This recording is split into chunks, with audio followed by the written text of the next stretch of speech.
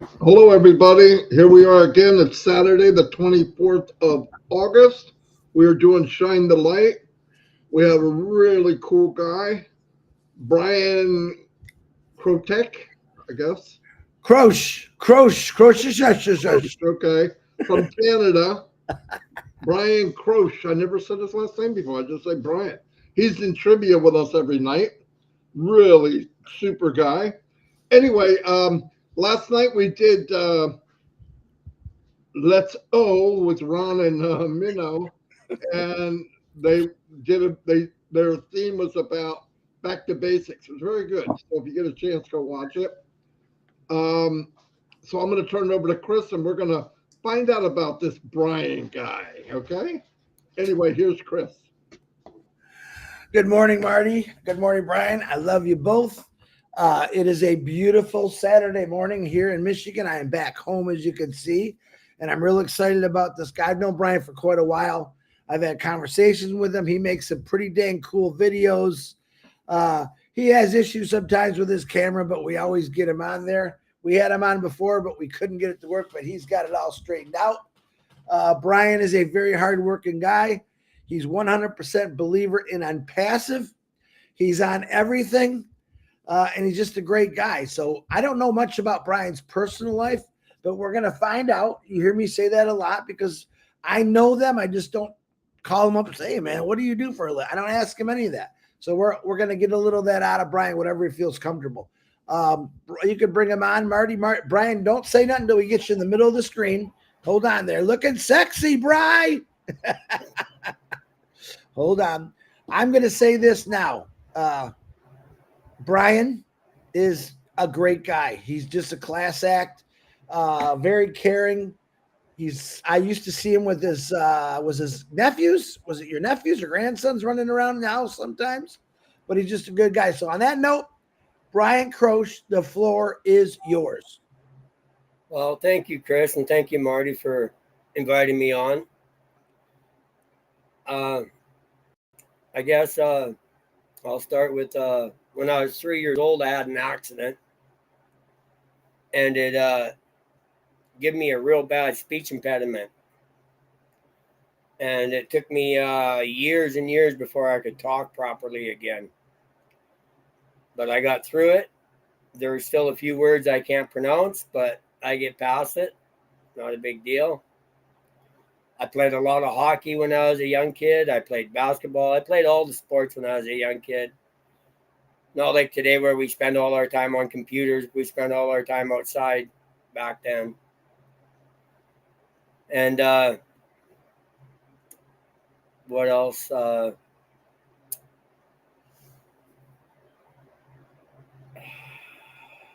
I grew up in a small town, a very small town in the southwest corner of Saskatchewan, Canada, called East End. The population was about 1,000 people back then. So yeah, everybody knew what everybody was doing all the time. And then I finally moved out of there when I was 19.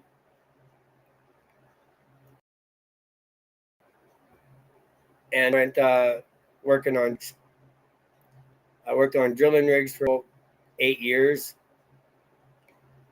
I worked on service rigs for about 5 years. And then I finally found my way to the diamond drilling rigs. And that's where I was for the last 28 years. I traveled all over Canada working. Most of it was up in the Arctic Circle. I really enjoyed doing what I did to certain points. It was really hard on relationships, I'll say that, because you're never home, eh? Like I'd always go out for 3 months straight and then come home for a week or so and then go back again. And yeah, you work 7 days a week, minimum 12 hours a day, every day. But you'd always have fun times in camps. We'd have beach parties and all sorts of little get-togethers, eh? Just to remind us of about civilization, because sometimes you just didn't see it for a while. The longest I ever did was 6 months straight. That was a bad tour. I couldn't drive for about 3 months after that. Couldn't even walk without trying to get ran over, not paying attention, stuff like that. It's just your mind just goes on you, and that's probably one reason why I'm a pretty private guy, and I usually don't say much. That's the way I'm used to. Like in camp, you're always around the same people, so sometimes you get just content with what you're doing, and that's it, and you don't usually talk to anybody else. But I've now retired from that job. But yeah, it was a good job. I enjoyed it. The wildlife was beautiful. The scenery was always gorgeous. You'd be sitting up there drilling on the rig in the middle of the Northwest Territories, and all of a sudden, a canoe full of people pull up. You wonder where the heck did they just come from? But you can actually take a canoe from Yellowknife, and you can go right to the North Pole. There's just so much water up there, eh? It's more water than land mass. So, and then the wildlife was always cool. Got to see a lot of muskox, a lot of polar bears, grizzly bears, wolverines. We used to, on the rig, we used to have these little white Arctic foxes that come up to us. And one time, this white Arctic fox, when I was a helper, my driller put his food outside the shack to stay cold, and this fox came up and ate it, but he replaced the bag. He had a dump right where he stole the bag from, eh? So it's quite funny, but they would crawl up our legs and crawl on our chest, and we put a little piece of meat on your chest, and they'd crawl up your chest, and they'd take the meat off. They're pretty tame animals, eh? But foxes are Mother Nature's pets anyway. And there's lots of different stories from up there, but some you can say, some you can't. I had so anyway, I ended up retiring from the diamond drills after 28 years, and it was all due to I was diagnosed with severe COPD, so I had no choice but to cut back. So I came back down south, and I got a job driving locomotive.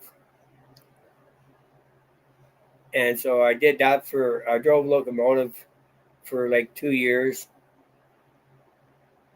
And then it come to a point where I couldn't handle. I just was always out of breath and everything. So I ended up, the doctor took me off of work completely. And so I wanted to find something to do online, right? And when ONPASSIVE came, I was just got done losing a pile of money on the internet. It wasn't no MLM or nothing, but I still ended up losing. So when I first got my email from ONPASSIVE, I was a little hesitant, to be honest. More so, not that I was hesitant, I was more scared of losing more money. But then I seen it was only $97. Well, $97 to some people isn't a lot, and to others, yeah, it's the world, right? But here in Canada, yeah, $97 doesn't go far, so it's not a lot of money. So I thought, what the heck? I'll buy in and see what happens, right? I kind of seen that it was going to take a while. It wasn't no get-rich-quick scheme, which I liked. And it was going to take some time to develop because it was only a vision of a gentleman named Ashman Farah. And at first it was just going to be like an MLM business, right? But his vision got bigger, and then next thing you know, I thought to myself, well, this is going to be a complete internet he's building here, and that's what it was. The ecosystem he's built is beyond anything I've ever seen or even thought of having around us. So yeah, it was quite impressive. So I joined ONPASSIVE, and I stuck with them. I believe in the vision. I believe in Ash Mafara. I've never seen anybody go out so far on limbs for founders. You know, the man has the heart, and same with his wife. If it wasn't for his wife, he may not have done it. You know what I mean? Like, we've took a lot of time. Ash is working 18 hours a day, or if not more. So I take my hat off to Ash, and I respect him. I love him. He is my brother. He's my friend. And there's not much I wouldn't do for Ash. I believe that Ash's heart is all for humanity. And I believe that when he says something, he's going to do it. And right now he says do or die, and he means it. And now we're going back to the basics, which I have no problem with. If that's what we need to do, that's what we need to do. I'll follow Ash no matter where he goes. I won't jump off a cliff if he jumps off a cliff, but I will follow him anywhere else. The biggest reason I got into ONPASSIVE, other than that, was guys like Marty DeGarmo. I started watching him, Mike Ellis, very big names in ONPASSIVE, and very intelligent people. And like on this last night on the webinar, that Marty is one of the top marketers in the world. And I truly, honestly do believe that.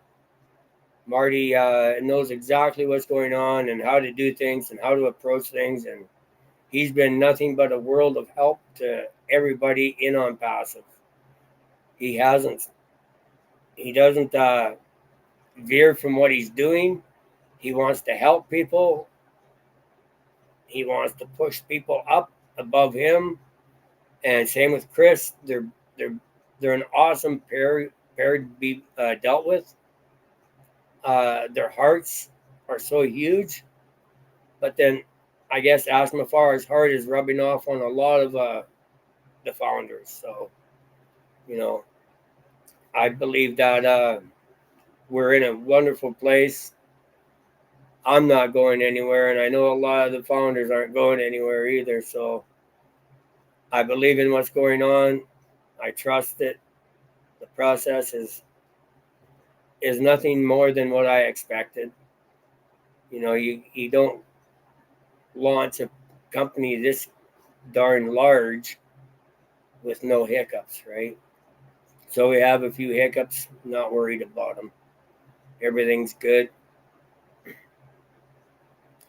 And I really running out of things to say here, but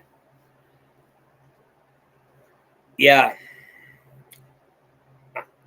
I love yous all, and you're all great people, and I'll stand behind any one of yous any day. You have my respect, my loyalty is definitely here with ONPASSIVE, and it's not going anywhere. Thank you, Marty, and thank you, Chris, for having me on. Fantastic, Bryan. Bryan, let me get something straight, okay? I don't know what Mike said last night. I got to get this clear. I am not one of the top marketers in the world. The world's greatest. They're the world's greatest.